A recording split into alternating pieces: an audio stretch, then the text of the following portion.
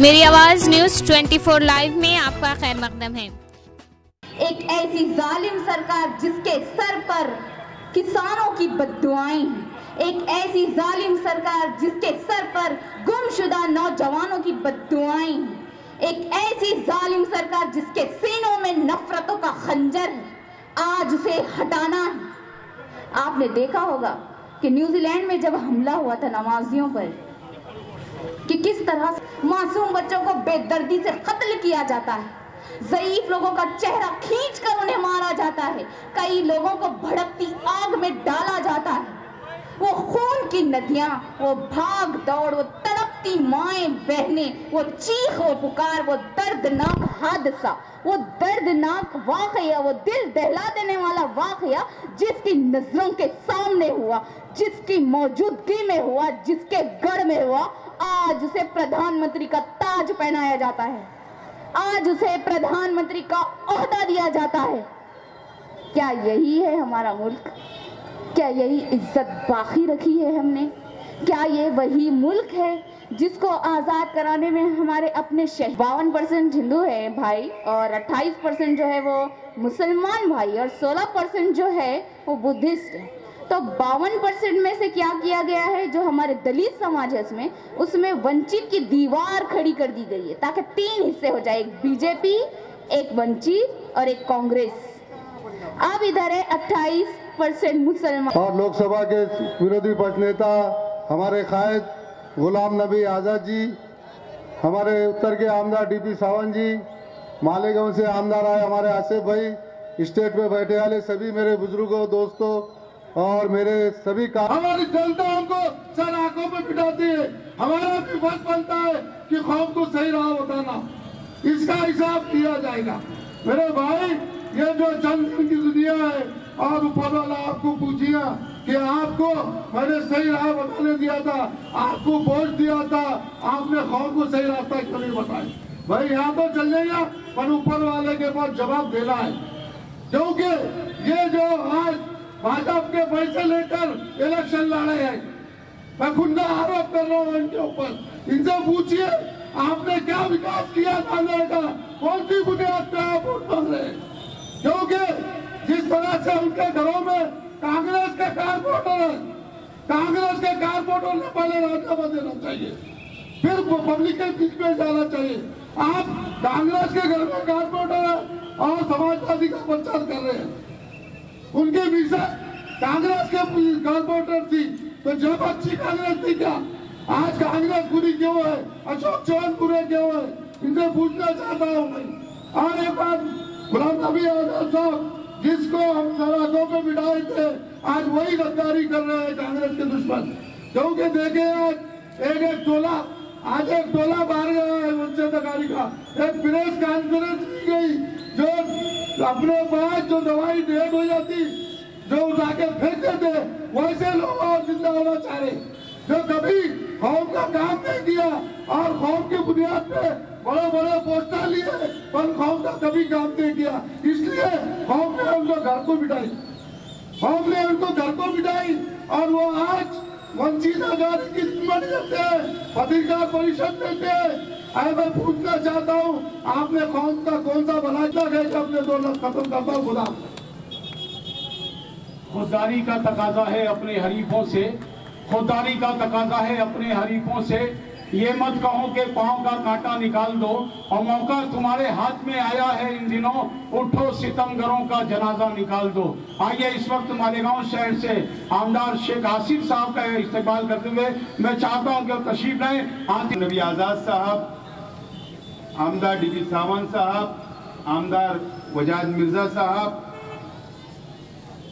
सभी कारपोरेटर्स हजरात, सभी कांग्रेस पार्टी के पदाधिकारी और मेरे सामने मौजूद सभी हमारे बुजुर्ग हजरात, नौजवान साथी, दोस्तों और साथियों,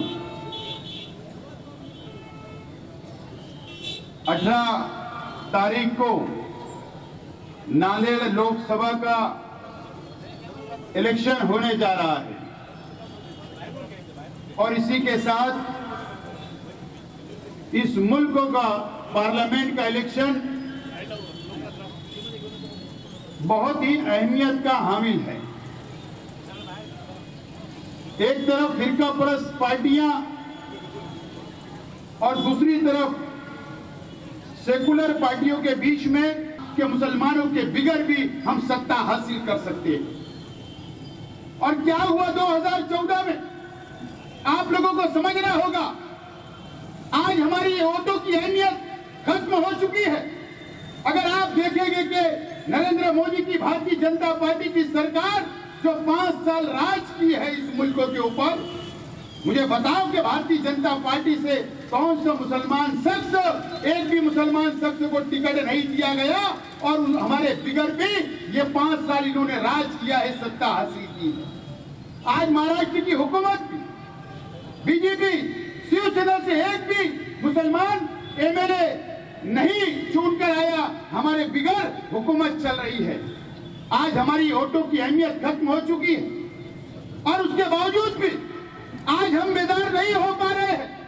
आज इस नागर शहर के अंदर या इस महाराष्ट्र के अंदर क्या हो रहा है, अच्छी क्या सोच के आदमी समझना पड़ेगा। क्या पता कि आगे भारतीय जनता पार्टी को ये बात बिल्कुल समझती है जो कि पार्टी ये है इलेक्शन में हार गए पैदा करने और वाली उन्होंने पार्टी साजिश है, रचा जोड़ने और वाली ये पार्टी रची गई नहीं है, वो महाराष्ट्र के देश को अंदर तोड़ने वाली वंचित पार्टी आघाड़ी के नाम है। से इसलिए और देश को समाजवादी बचाना है, के नाम से देश को अगर वो आज बचाना है तो भारतीय कांग्रेस और जनता सेकुलर पार्टी ने हमारे पार्टी बीच के अंदर को कुछ लोगों को सत्ता में उतारा है आए और कि हमारी वोटों का डिवाइडेशन हो गए, एक एक वोट माइनॉरिटी हिंदू की भाई वोटों का, का डिवाइडेशन मुसलमान हो भाई गए, का, सिख भाई गरीब का, भाइयों की ईसाई वोटों का भाई का जाना बंटवारा हो चाहिए। जाए एक एक वोट और भारतीय जनता पार्टी चाहते कामयाब हो बदलाव जाए, चाहते इस हैं तरीके की वो साजिश बदलाव उन्होंने रचा। 10% से नीचे नहीं डालेंगे। लेकिन अगर हमारा ये अहमियत नहीं 45% से समझी कोई इलेक्शन, बदलाव नहीं आता मेरे तो हमें भाइयों। और 5 तो साल हर नुकसान बदलाव के उठाने लिए के लिए कुर्बानी तैयार रहना देनी होगा। पड़ती है और मैं ये आज तो आप लोगों से ये बोलना चाहूंगा कि कई लोग ये बोलते हैं कि जिला के सलाहकार के ऊपर कांग्रेस पार्टी का क्या रूल रहा है। मैं पूछना चाहता हूं उन लोगों से जो लोग ये बात कहते हैं, लोकसभा के अंदर भारतीय जनता पार्टी की फुल अक्सरियत है, उन्होंने ताकत के बल के ऊपर लोकसभा के अंदर तलाक सलासा का बिल तो पास कर लिया, लेकिन अगर ये बिल पास राज्यसभा में नहीं हुआ तो क्यों नहीं हुआ, इसके ऊपर क्यों चर्चा नहीं करते हो।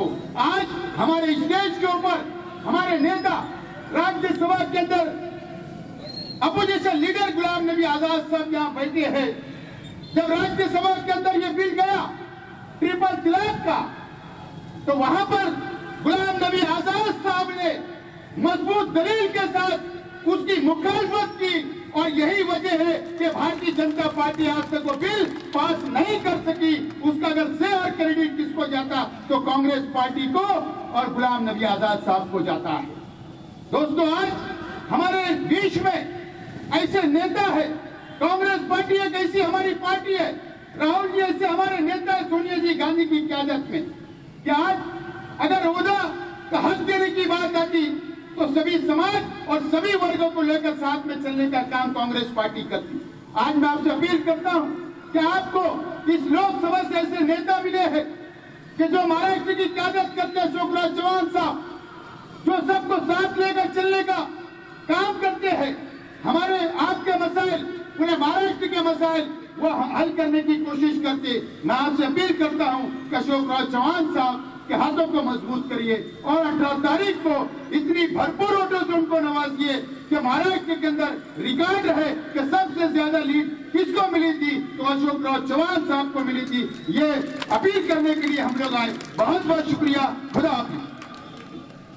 हम ये चाह रहे हैं कि आज हिंदुस्तान का मुस्तकबिल जो ख़तरे में, हम उसको बचाने की कोशिश कर रहे हैं। हमारे पुराने साथी ऐसा ही नहीं है, एक सेकुलर बताइए ना, उनसे पीछे पूछिए ना, आज कौन सी ताकत जो है आज हिंदुस्तान में भाजपा को जो फाइट दे सकती है, कौन सी पार्टी है, उनसे ये सवाल पूछिए आप कि भाई आज का जो हिंदुस्तान में जो बीजेपी को शिकस्त देने, जो आरएसएस को शिकस्त देने वाली कौन सी पार्टी है? एक कांग्रेस पार्टी है।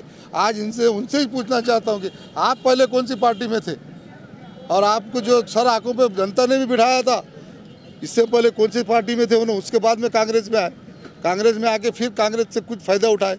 आज कांग्रेस से कुछ फ़ायदा नहीं मिल रहा बोल के आज ये बता रहे कि जो मुस्लिम है हमारे कारपोरेटर आए, कुछ बताते कि अनपढ़ आए। अनपढ़ नहीं है, हम सिखा देंगे क्या है। तो जनता के बीच में जाते हैं और जनता हमको 6 बार चुन के देती है और जनता अल्लाह के फजल से आमदार भी बनेंगे। ये देखना मैं चाहूँगा कि आने वाले वक्त में एक मुसलमान नांदेड़ से आमदार बनी है, ऐसी उम्मीद रखता हूँ मैं। कांग्रेस पार्टी एक सेकुलर पार्टी है, हर समाज को लेकर चलने का काम करती है।